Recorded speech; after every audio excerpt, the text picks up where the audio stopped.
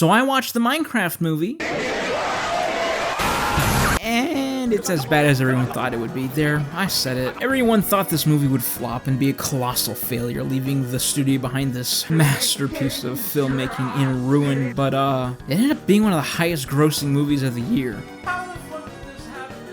I mean, at the end of the day, it was alright. I sure as hell didn't like it. This movie's success was definitely carried in part by the shitpost memes and basically turning the entire theater into a war zone. But that got me curious, and I went to look at how much this movie cost to make, and oh my god. $150 million to make a Minecraft fucking movie.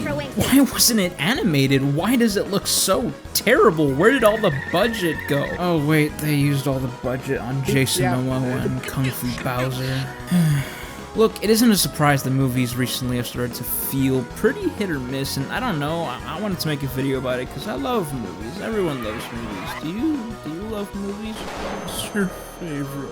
I think one of the things that we need to pinpoint to figure out why movies have started to feel a little hit or miss is sequels. The first real noticeable movie sequel in the way that we experience them today, I would say, is Godfather. Everyone knows the original Godfather. The references of this movie are everywhere. And while the second Godfather wasn't as commercially successful as the first film, it was still considered a hit on release, even widely being regarded as one of the greatest sequel movies of all time. So it came as a surprise to no one that they would eventually make a third. You don't make Pirates of the Caribbean and not make another one. It's just being stupid. But this is where we are now, the practice of making sequels after sequels after sequels after sequels. We're in a sequel era. Despicable Me, Star Wars, Shrek, MCU, Fast and Furious. Guys, there are 11 Fast and Furious movies. How are there 11 Fast and Furious movies? I haven't even seen a single one, and there are 11. Sequels are so safe. They're an easy way for writers to take a breather and not have to create a completely new world. They introduce a new cast of characters that get to interact with our previous protagonists. Unless you're Star Wars and killing off all the old characters brings you hedonistic rat pleasure. Sequels are a good thing, but for the most part, sequels nowadays have become an easy cash cow that bank on nostalgia of diehard fans, and they're getting old.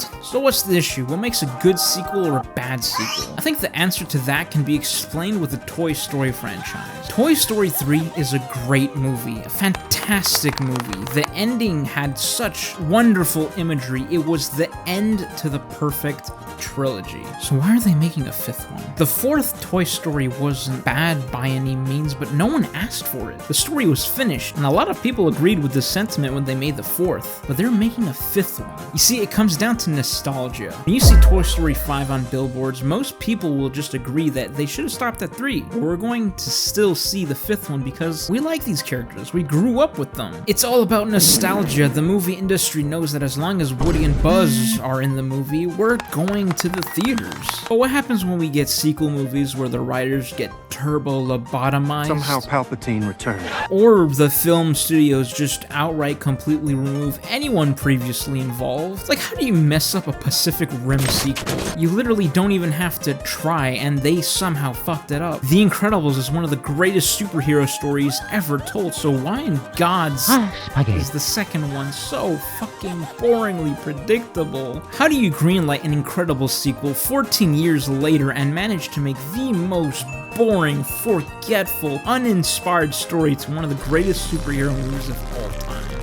All I'm saying is the third one better be better, or so help me God. But this is where we are now. Slop after slop, flopping sequels and irrespectful, downright nasty movies, bastardizing lore and setup of their previously established stories. When Avengers Endgame came out, the question on everyone's mind was, what happens now? What happened was Ant-Man Quantumania. What happened was a wave of such nasty, poopy, dookie movies that at this point no one gives a shit about the MCU. Superhero fatigue. That is so sad. We don't have superhero fatigue. We have bad writing fatigue. I've never felt such genuine dread seeing Robert Downey Jr. coming back as Dr. Doom. Dr. Doom is genuinely one of the coolest characters in Marvel Comics, so it was a no-brainer that they would bring him into the MCU. But seeing him being played by RDJ,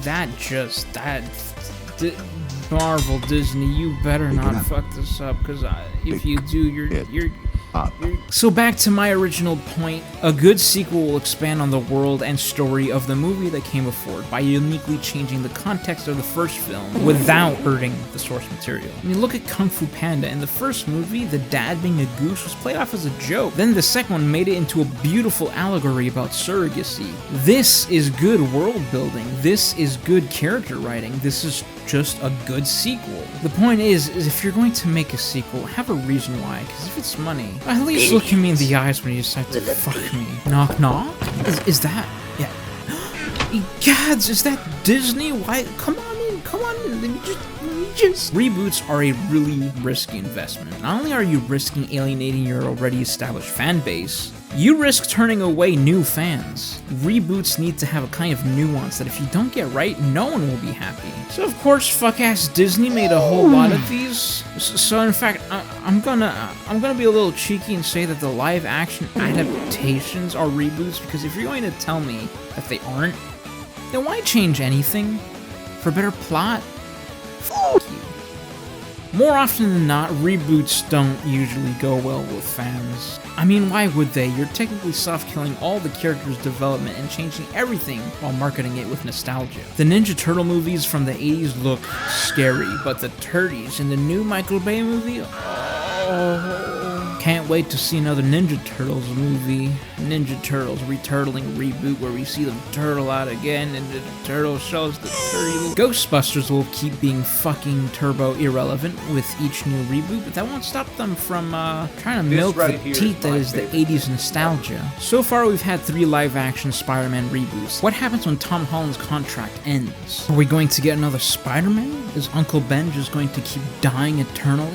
Like, that's not that bad. I kind of want another Spider-Man. Moana didn't even come out that long ago, and we just got a second one. So please tell me, why are we getting a live-action reboot of the first Moana? Is Disney mentally sane? Why is Lilo and Stitch changing shit that were so perfect in the original? Fuck this evil-ass company, I'm making a video on you next. Really shitty segue aside, did you guys know that they had to make it so that Oscar voters had to watch the nominated films before voting?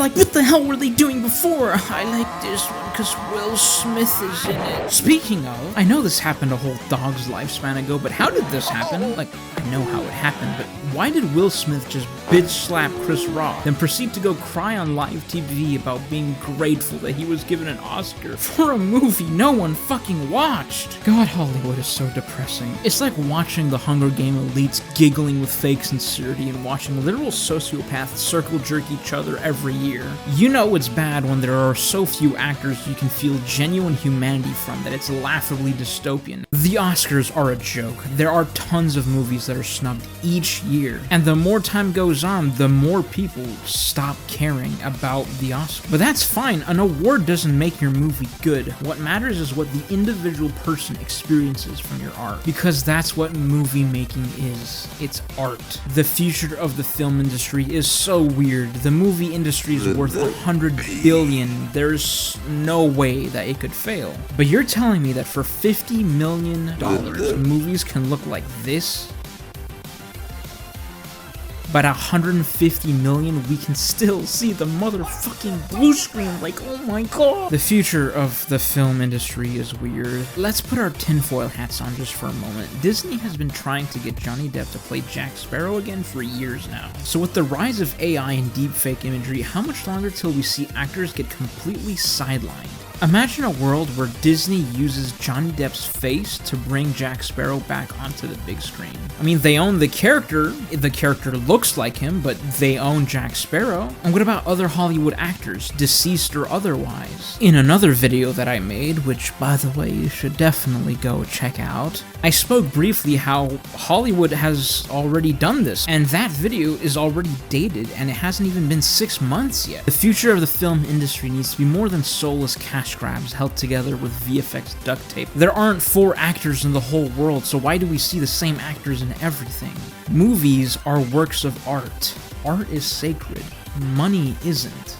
and good art will always be successful. So money isn't the reason why movies are failing. It's choking out the artists who know that they have the potential to make masterpieces but are held back by whatever contrivances that film execs throw at them. It will get better. It has to.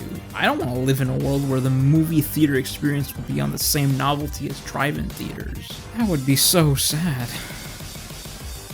Hey, so, I don't know if some of you may recall when I said that I would be posting videos every couple of weeks or so. Well, I lied. These things take so much longer to make, so, if you subscribe now, I'll personally come to your house and kiss you. If that's, like, something you're into, I'll cook you dinner, I'll do something, but, like, you should subscribe, because it helps.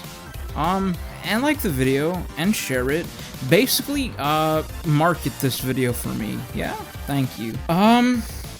Next video is gonna come out. I'm not even gonna tell you. You don't deserve it. Bye.